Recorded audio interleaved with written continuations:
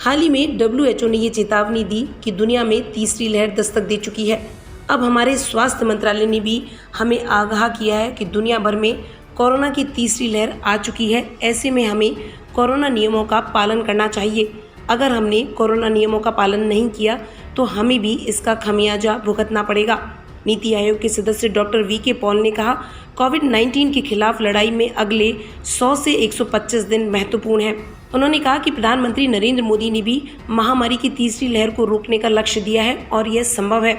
अगले 100 से 125 दिन महत्वपूर्ण होने वाले हैं, तो हम सभी को सतर्क रहना होगा। नीति आयोग के सदस्य डॉक्टर पॉल ने कहा, स्पेन में सप्ताह में कोरोना वायरस मामलों की संख्या में 64% की वृद्धि हुई है, जबकि नीदरलैंड में 300% की वृद्धि देखी गई। पॉल ने कहा, यदि आप इंडोनेशिया, बांग्लादेश, थाईलैंड को देखें तो चीज़ें ठीक थीं, लेकिन अब मामलों में वृद्धि हुई है। यदि आप अफ्रीका के आंकड़ों को देखें तो मामलों में 50% तक वृद्धि हुई है।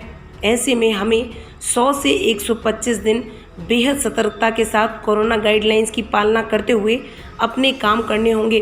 उन्होंने कहा, उत्तर और दक्षिण अमेरिकी क्षेत्रों को छोड़कर WHO के अंतर्गत आने वाले क्षेत्र बद से बदतर की ओर बढ़ रहे हैं। दुनिया तीसरी लहर की ओर बढ़ रही है और यह एक सच्चाई है।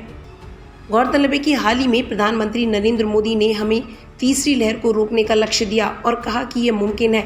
उन्होंने यह भी कहा कि हमें पूरी तरीके से सावधानी बरतनी होगी। कोरोना की दूसरी लहर का कहर हम सभी ने झेला है। इसके बाद हम सभी की ये जिम्मेदारी बनती है कि हम कोरोना को फैलने से रोकें।